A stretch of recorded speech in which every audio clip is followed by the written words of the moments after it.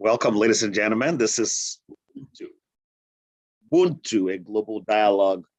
We're going to be discussing inclusive education. What does it mean? Why are we even talking about inclusive education? What is wrong with what we have today?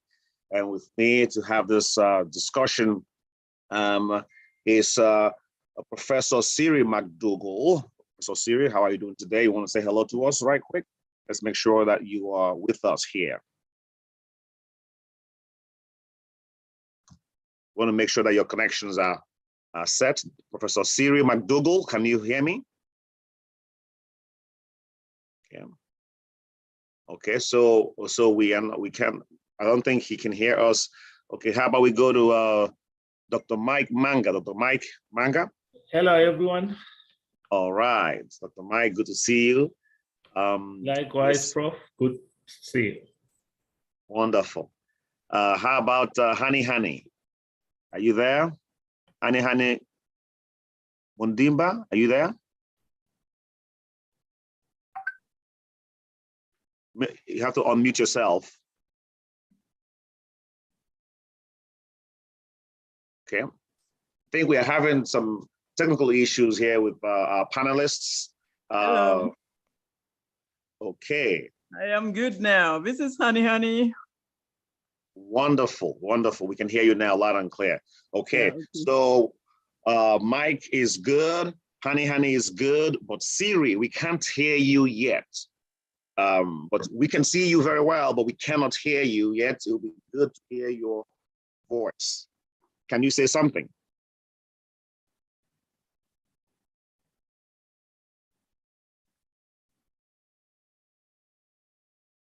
All right, let's see here. Can you say something, Siri McDougall? We can't hear you still.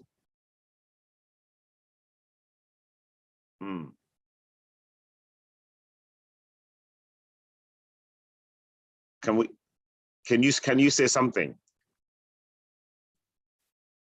There you go. You are on mute now. Go ahead and say something. Something's wrong with my.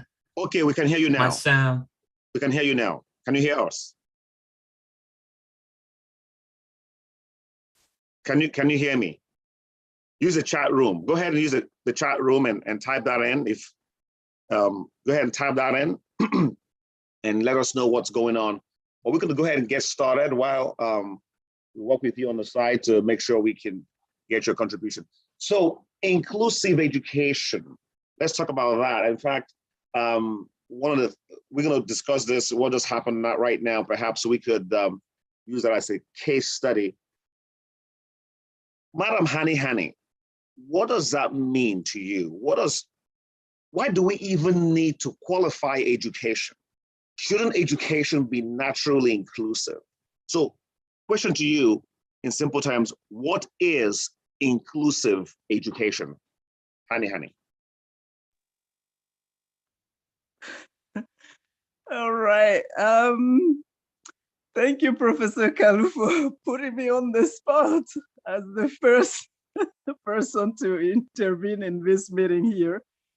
So what I can say in general to start with quickly is that when we are talking about inclusive education, we mean how we can get the learner, all the learners that we have, let's say, for example, in a classroom setting, to feel like they are valued, to feel like they are respected, to feel like their needs are taken into account in whatever learning is going on, whatever we are teaching them, and that those needs are met so that the outcome of learning is satisfactory for each one of them, no matter what their level is. All right, inclusive learning. Let me make sure I understand correctly. An inclusive education is one in which the learners feel valued in the learning process. All right, let's go to Mike. Mike, what does that mean to you, an inclusive education? You on mute. You are mute. You need to unmute yourself. So I'll just build on the foundation that Madam Hani laid for us.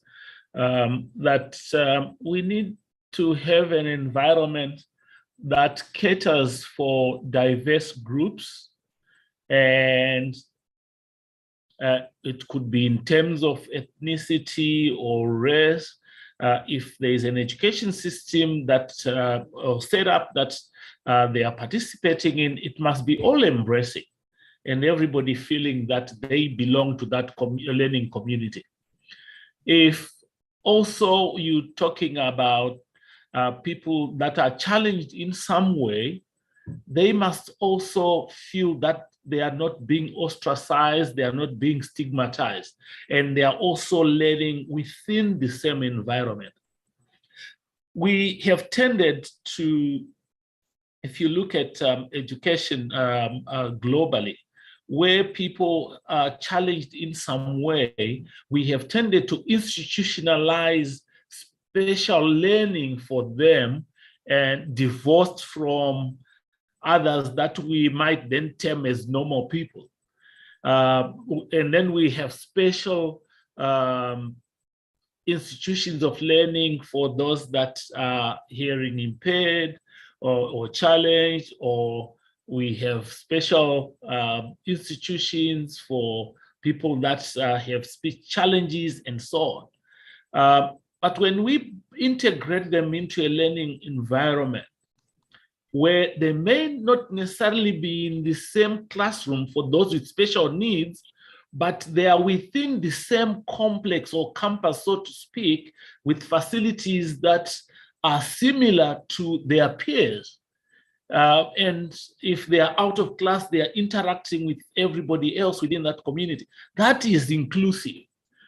But when we have specialized institutions because of people, because of some challenges or learning challenge they might have, then we are excluding others. They feel like outcasts. Therefore, we're not being inclusive. So I would look at it from that perspective, that it's broader than just giving people equal access. Wow, I think you're making a very interesting point there. So just to make sure I heard you correctly, what you're saying is it's not just enough to give people access to education. Sure. And you talked about having institutions that would cater to people with different, let's say, disabilities, whether it's hearing impaired folks or people who are blind and so on. So we have institutions to cater for these different groups of people. And that means they have access to education. Right? Yes. What we're saying is it's not enough to provide access, but we have to bring people together under one environment. True. And within that environment, they can have then their various access to education. And True. That way they can feel included and not True. Ostracized. That is what I'm hearing you say. Exactly. That would be my argument for this. You know, and it's interesting that you said that, because in the United States, historically, what we know is that people of African descent, African Americans, were ostracized, so they were denied education, right? For example, the school where I got my PhD, Louisiana State University, didn't allow yes.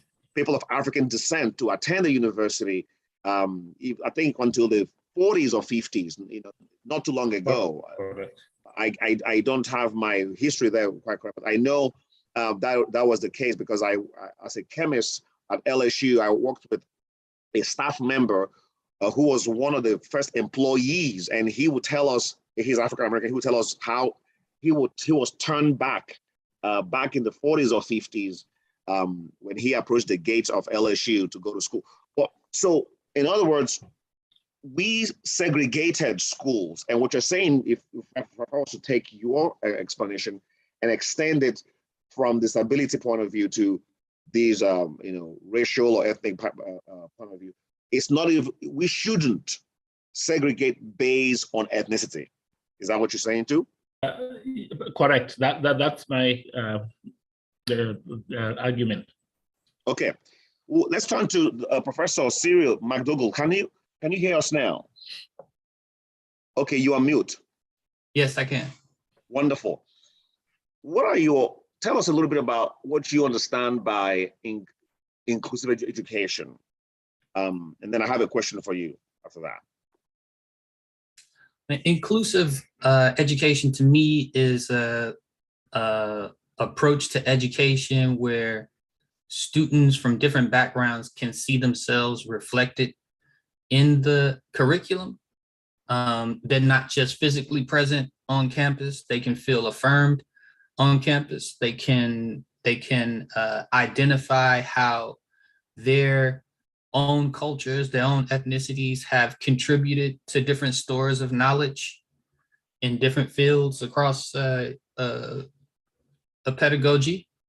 And they can feel inspired and affirmed in taking what they learn and contributing to human progress in it from their own perspectives and to their own communities. It's important we discuss this. It's about education. And we know what the great Madiba said about education. I mean, that is the tool we need to make any change that must happen in the world. So it's a very important topic, talking about education. If education is flawed in any society, then you're going to produce half-baked citizens. You're going to produce people who are unproductive. So this is a very pivotal conversation, in my humble opinion. And what I'm hearing you say, Professor McDougall, is you're taking it further. You're saying not just enough should we have people in a physical space together where we welcome the diversity of folks, but they must see themselves, sort of akin to what Hani said earlier. They must feel valued. They must, and one way for them to be valued is for them to see themselves in the curriculum. That's what I'm hearing you say. Now, let me push a little bit on that, because it sounds easy to say that. Let's see ourselves.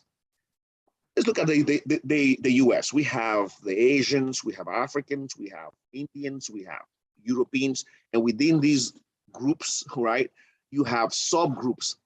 How is that possible in a multi-ethnic environment to make sure everybody see themselves, to have a curriculum that speaks to the Chinese, speaks to the Indians, speaks to the Nigerians, speaks to, how is that possible?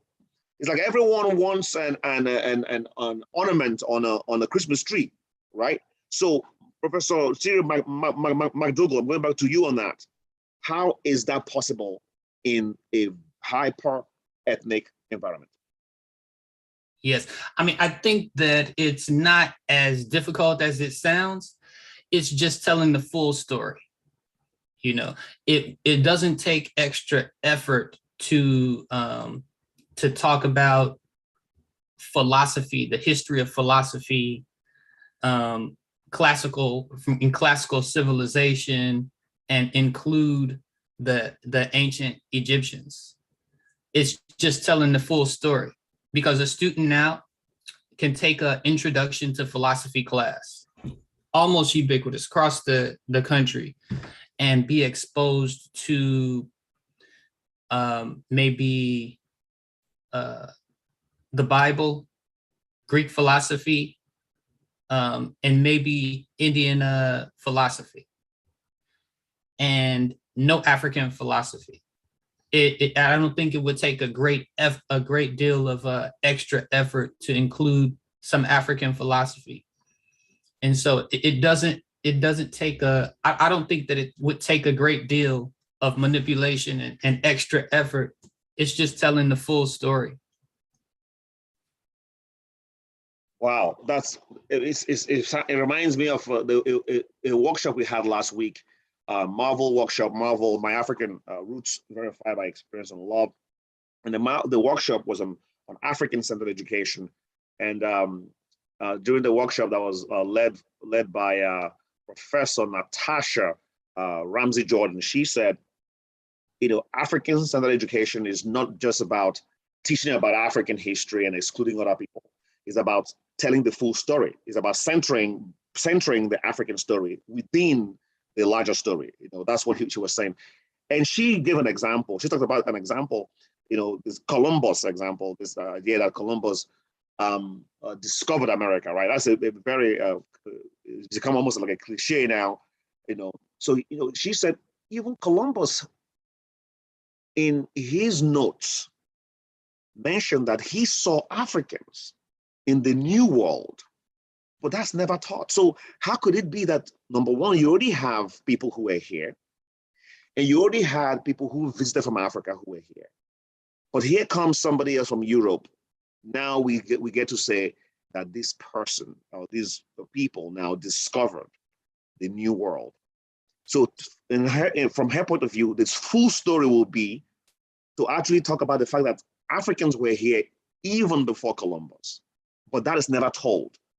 But we just start by talking about Columbus discovering America without even talking about Africans who were here before, and also without even talking about the Americans, the natives who were here even before. I mean, is that an example of what you mean by a full story? Absolutely. I mean, you can't tell the history of, science in the American context is going to include it has to include Asian Americans, the Asian American contributions to science in the American context.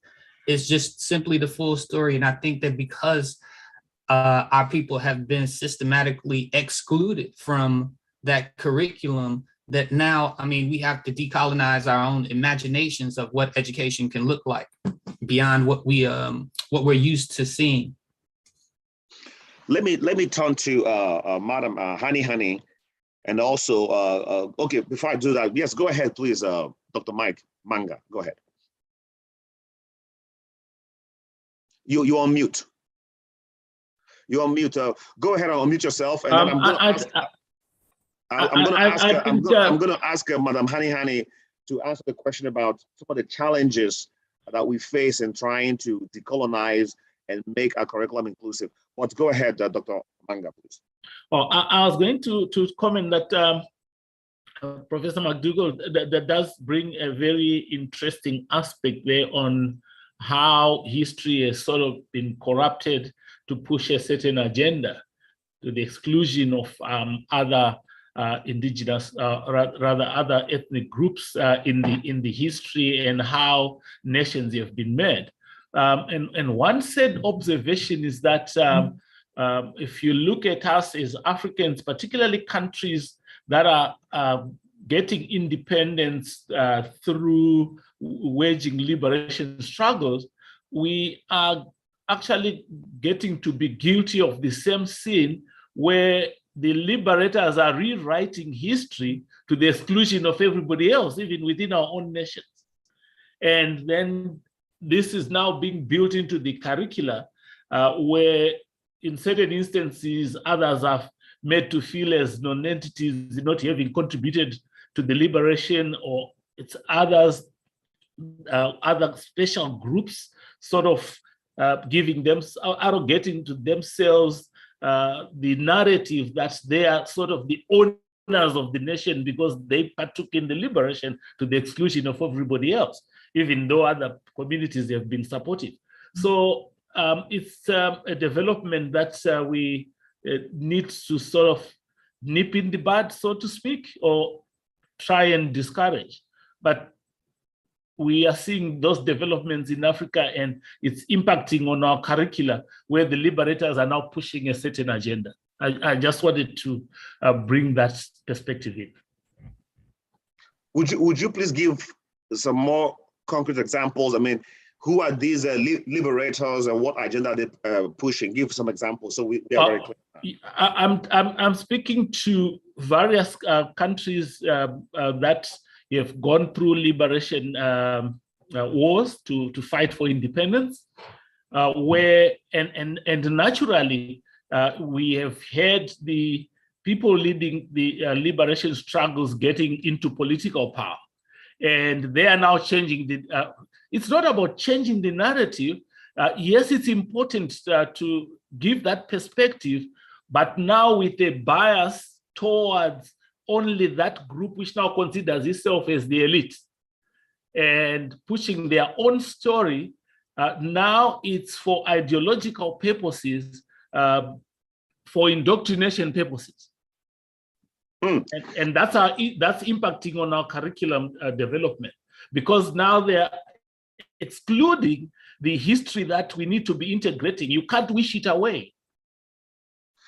Wow, I asked for an example. I didn't hear an example, but I love that you've explained it even further. And what I'm thinking about when you say that, I think of Nigeria. Let me use that as an example, because if you think about Nigeria, okay, the liberators, so to speak, of Nigeria, who say were the Igbos, Yorubas, and then Hausas, right?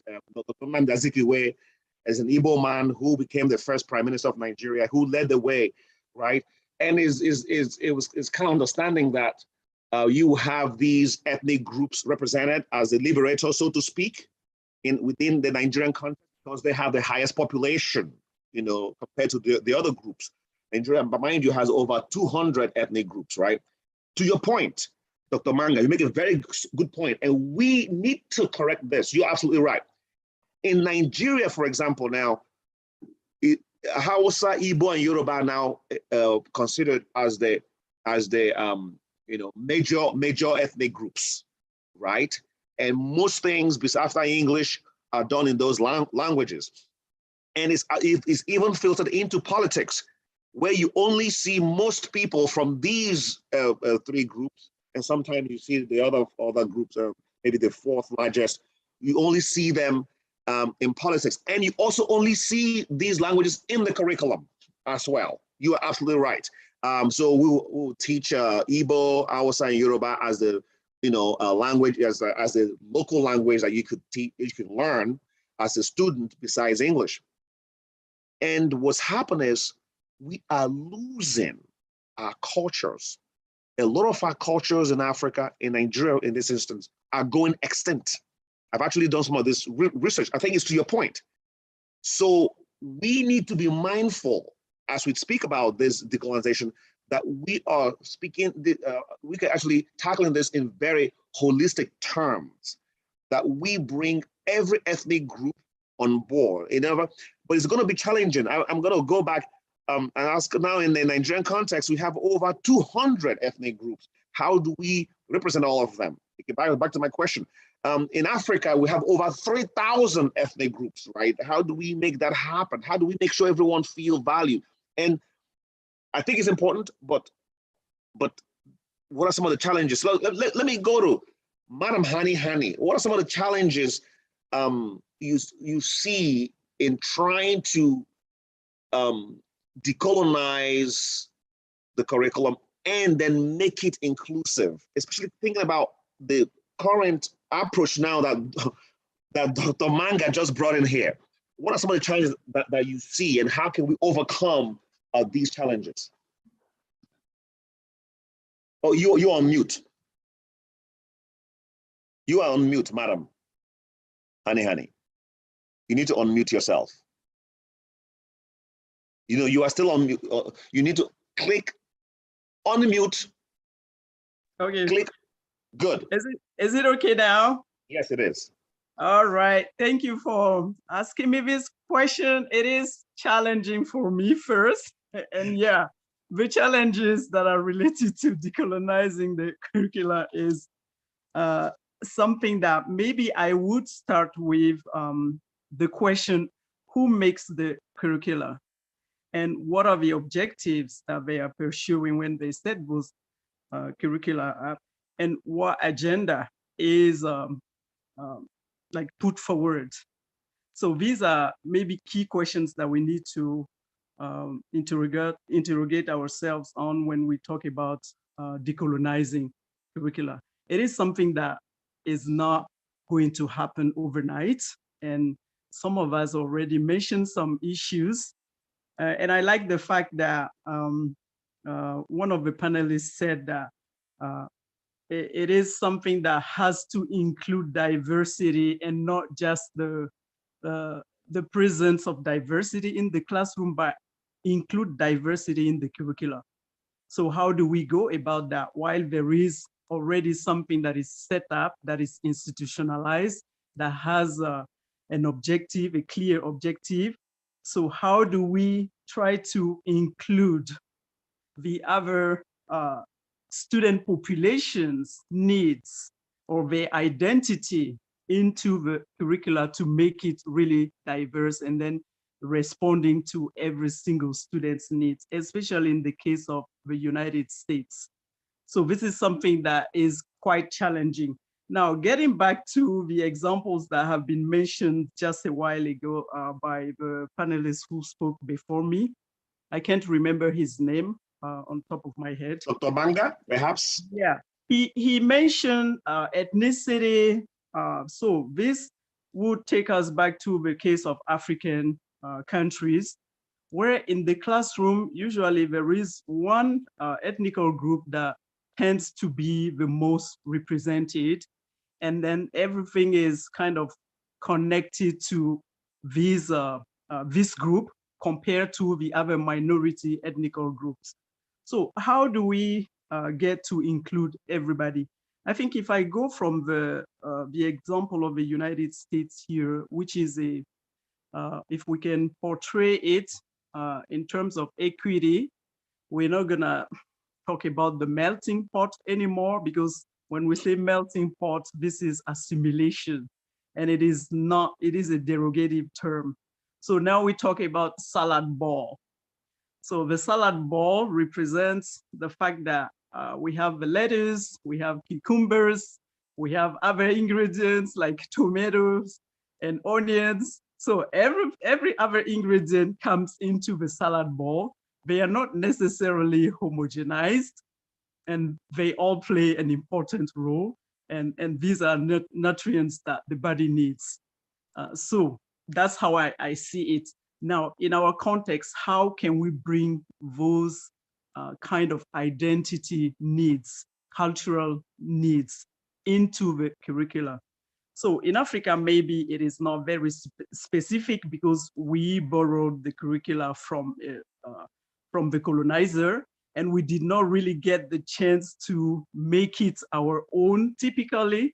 So I think that's the purpose Oziri University is trying to pursue now. So big up to Oziri University, because this is a huge challenge here, trying to incorporate African culture in education, especially in high education. So I really, really congratulate you about this challenge that you are trying to take here and overcome.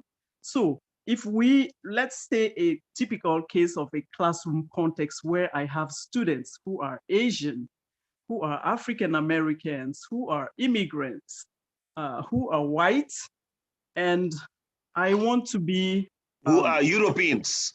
Who are Europeans? Yes. So I want to be focused on achieving equity in the classroom environment, so that I can make everybody really feel valued, like I said before, really included, and feel like what they are learning has some sort of connection to their identity. And even gender identity is something that we have to consider in this context. So we can't talk about diversity without including gender identity. So all these components, how do I address them in my classroom? Let's take a math class, for example, although I am teaching French.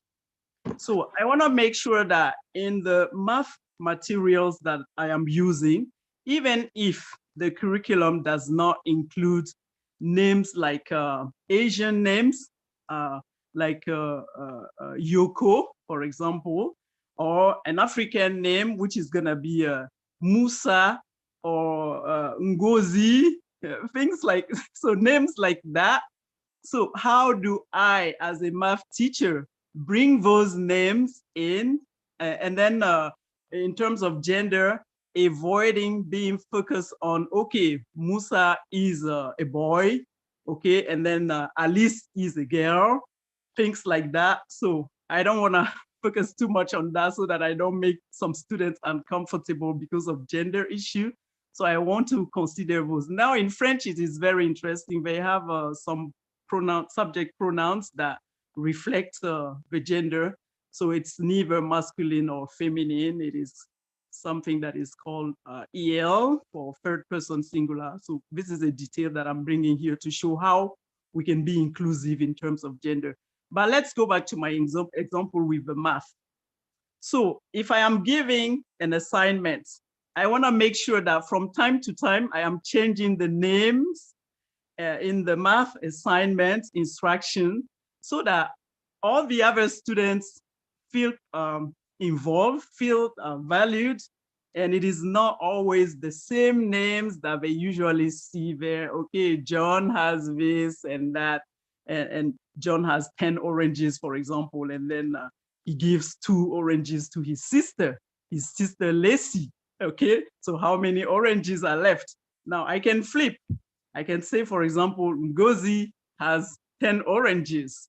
Okay, and then bringing in those names alone. This seems like a minor detail, but it is very interesting and important to those students who are sitting in the classroom who do not see teachers who are like them to start with, but can still see that there are names that are coming in that they are quite familiar with.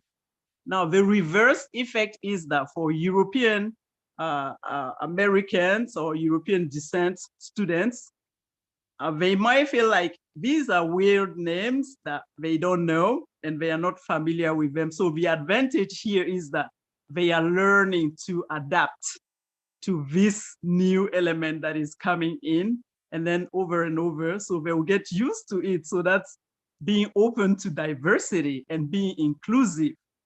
So I'm just gonna stop here and maybe let you extend. That is thank you for providing a very concrete example on how to do that.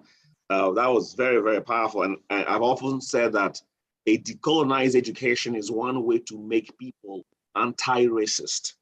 And I think you just gave that point, because when we introduce other people's culture to a dominant culture who otherwise wouldn't learn about that culture, I think what it helps them do is appreciate that new culture, and they will develop a sense of respect for that other culture, thereby becoming less prejudiced and judgmental, and making them also more open. So I appreciate that example. Are there thoughts? I mean, I see the other gentlemen are shaking their heads and nodding.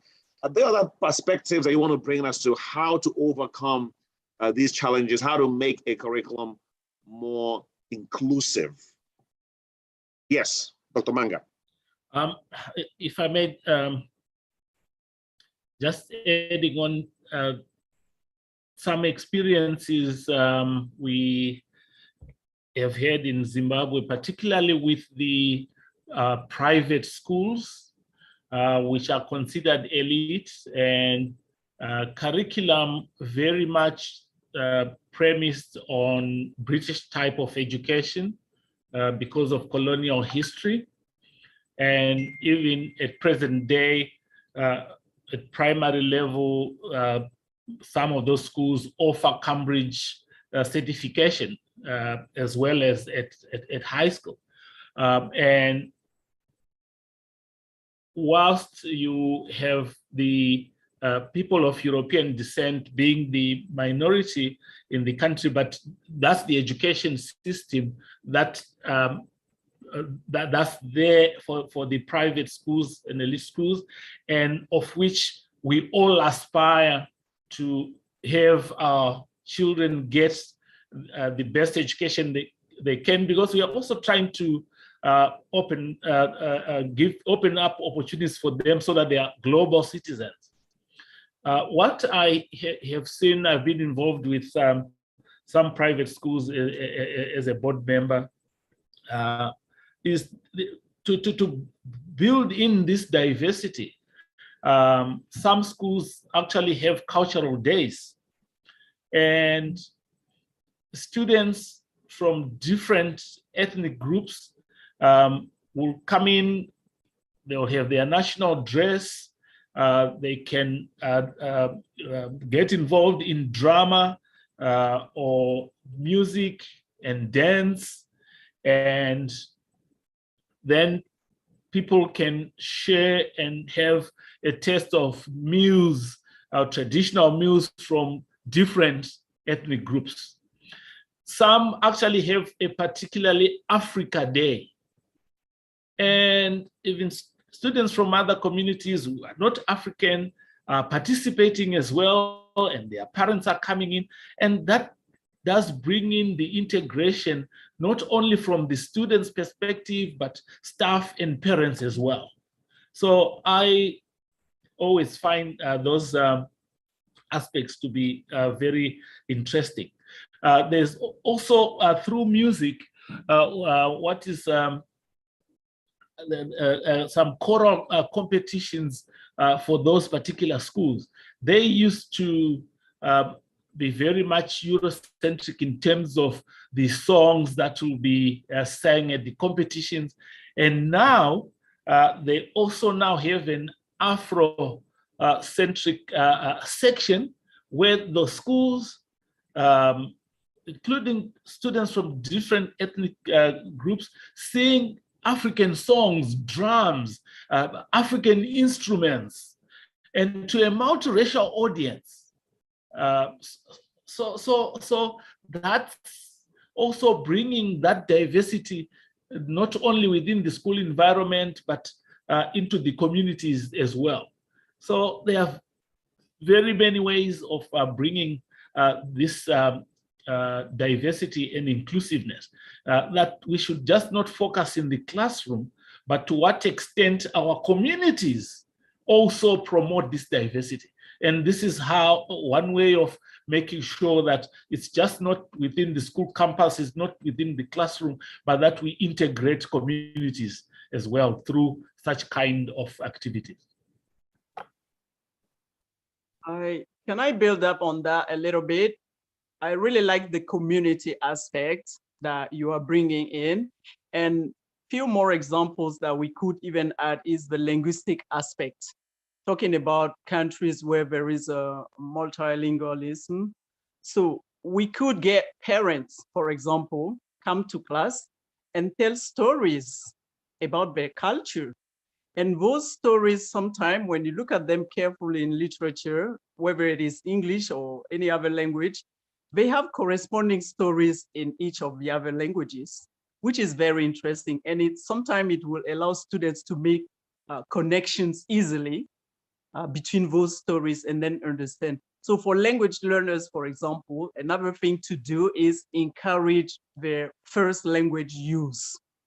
So they can use the first language, and that can be done within the classroom, outside the classroom, because at home also, parents are encouraged to help their children learn their lessons maybe and do their writing, paragraphs writings when they are home.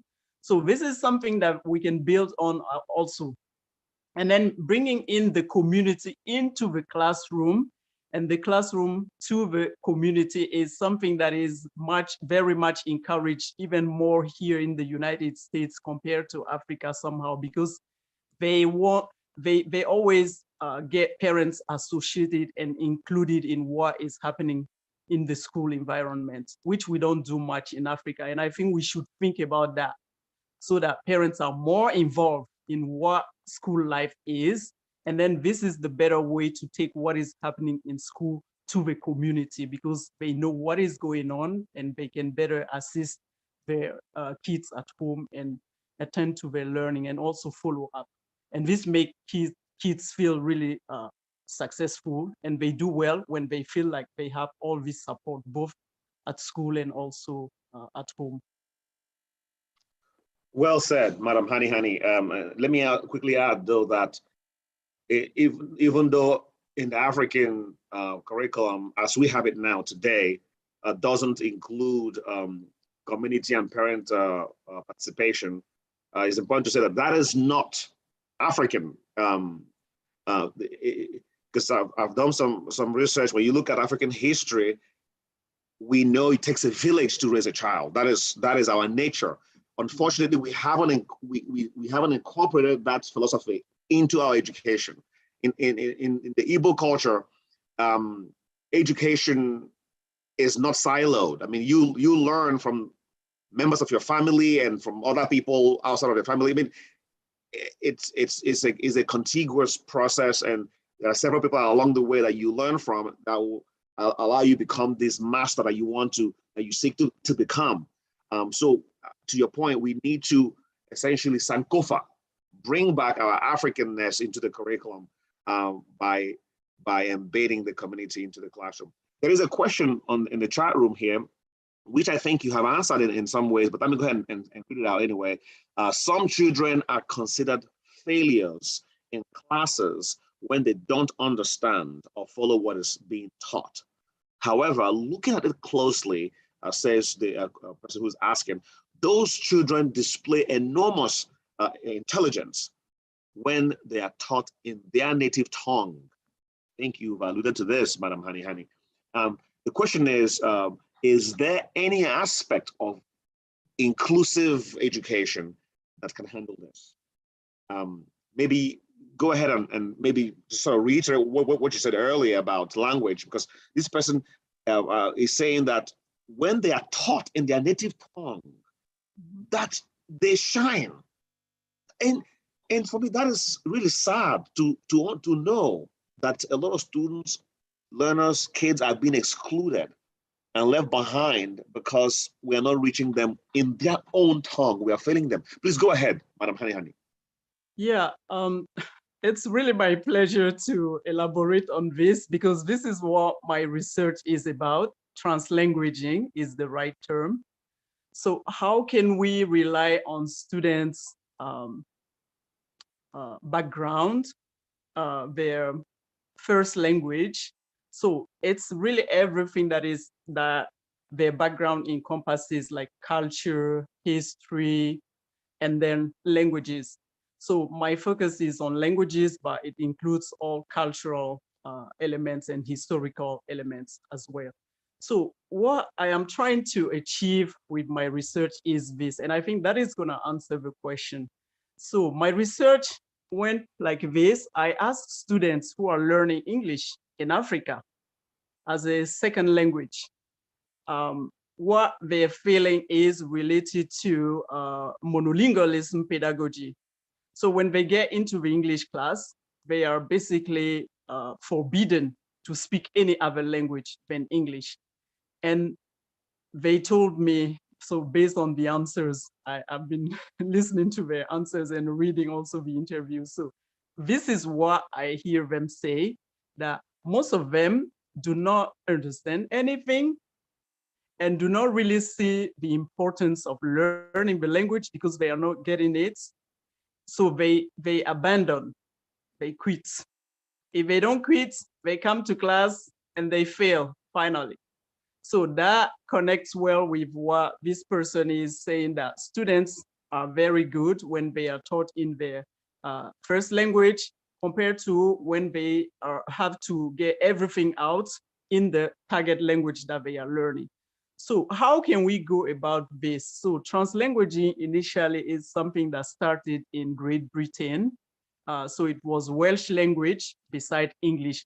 So what the teachers would do is have students do everything in their first language first, and then take them slowly toward the target language. So this could be a pathway to explore.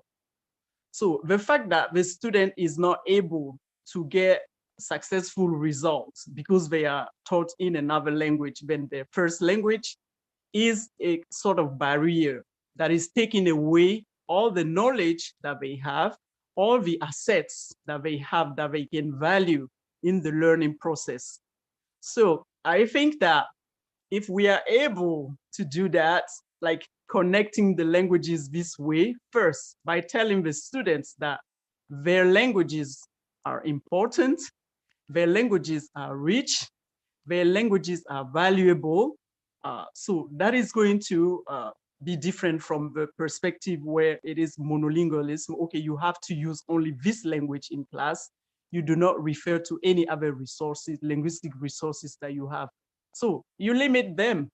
Now, my students in the research, this is what they told me when we started implementing translanguaging, because we would give them, for example, a text to study in English, and then there are paragraphs that we want them to reflect about in their local languages and then discuss in their local languages.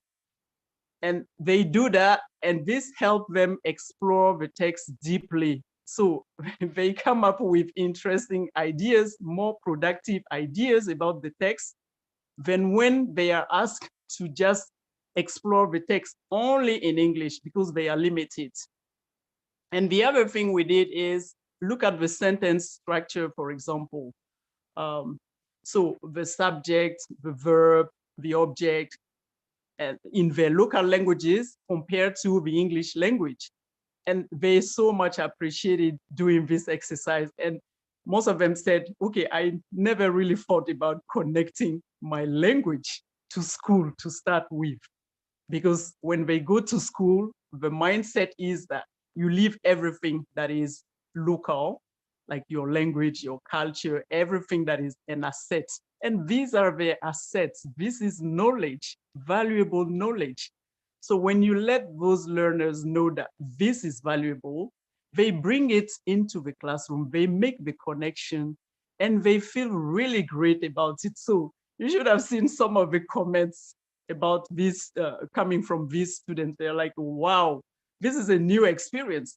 I never thought that my language could help me even understand something.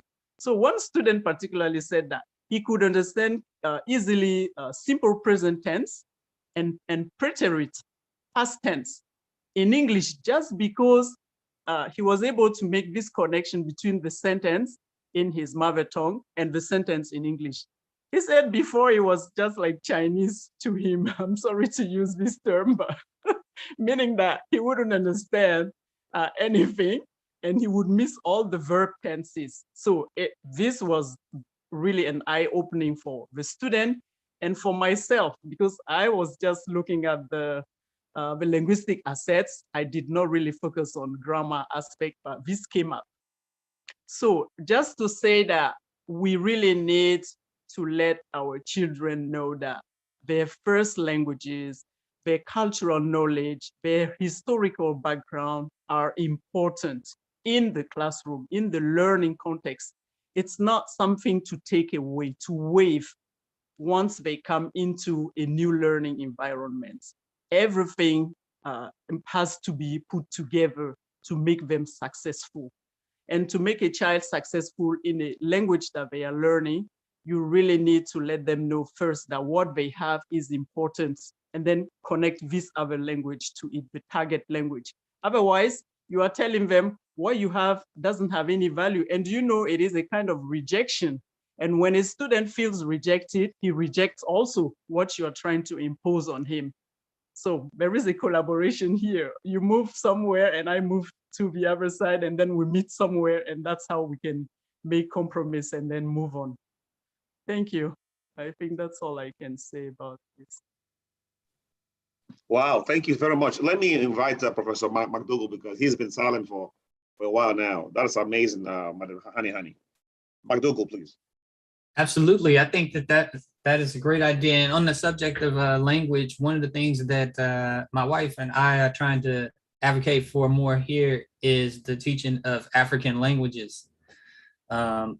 Just to, to increase that cross-cultural Pan-African understanding.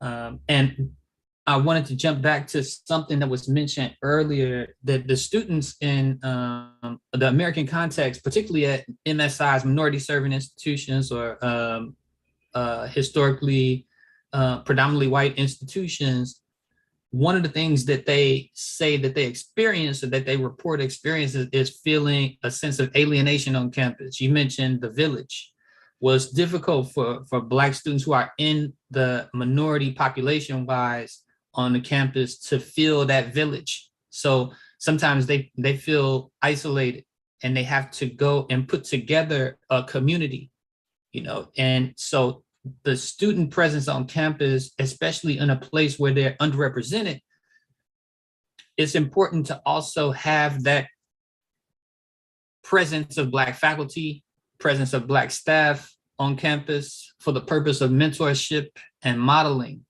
Right now, with the experience of anxiety and depression that has increased, particularly during this time with remote learning and with the pandemic. Our students are advocating for more Black counselors and therapists on campus. So that community element is essential on campus, and particularly where our students' population is in low numbers.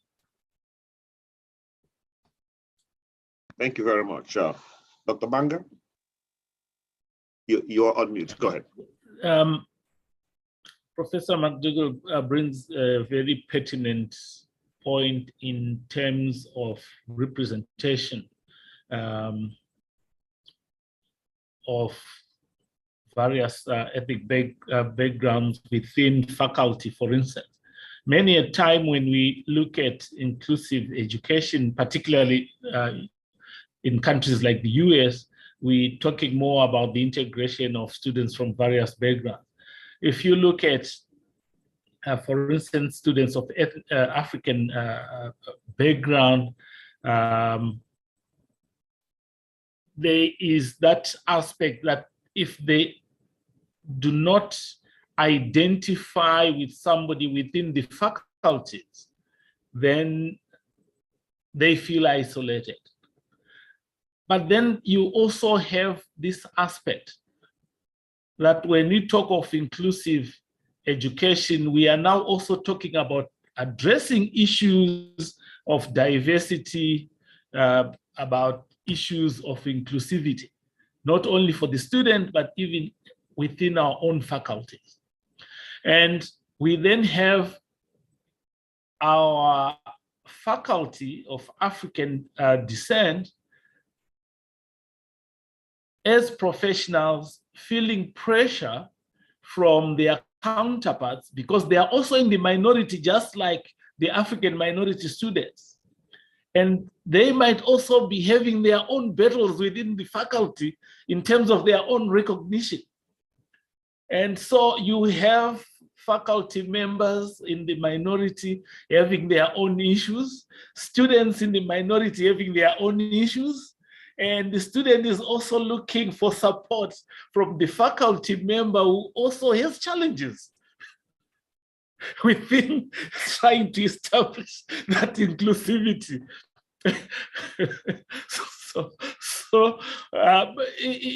It's a challenge. I just wanted to say that it then brings even more stress on the faculty members in terms of how do they bring along these students who are looking up to them, and yet the faculty member also has challenges. I don't know how we can address that. I so much relate to that.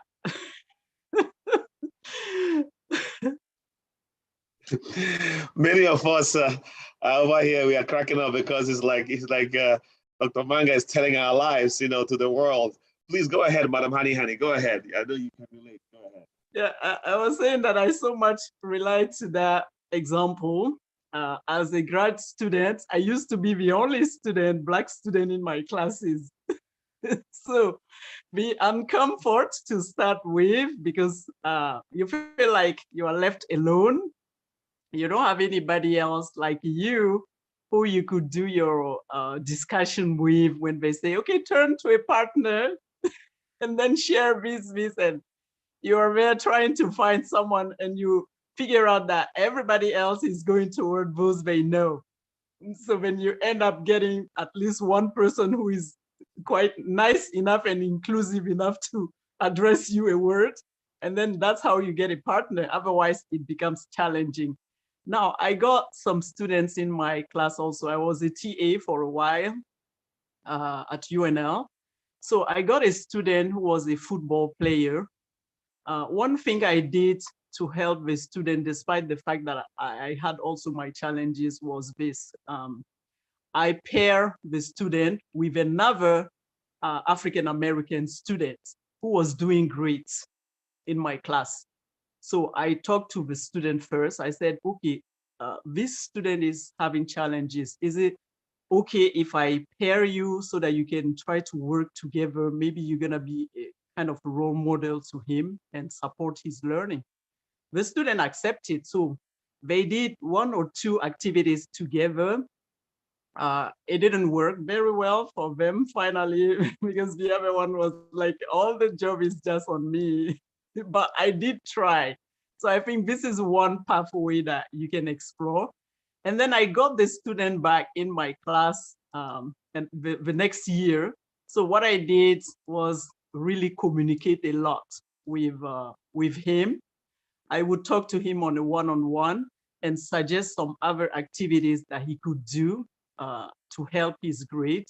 And that's how he finally, I went even to the practical presentation of what he knows, what he has like an asset, a skill that he would like to share in the classroom. So he came and he shared the sports activity that he was playing. So he explained the rules, and then he got some students who volunteered to practice with him. And that's how he got a grade in one of the assignments that helped him a lot. So these are pathways that we can explore. I know it is sometimes tough, and then you lose sight of what to do exactly, but there are little tips like that that you can still use to support the students' learning and make them successful. They need to see that there is somebody who trusts in them. And the student wrote me an email at the end of the semester. He said, "Thank you so much for trusting me." So this is, it is important to them to know that, okay, this person is like me, they trust me, they are encouraging me to do this and that, and now I am successful, and this is it's like a success story here. Thank you very much. That's a good place for us to end.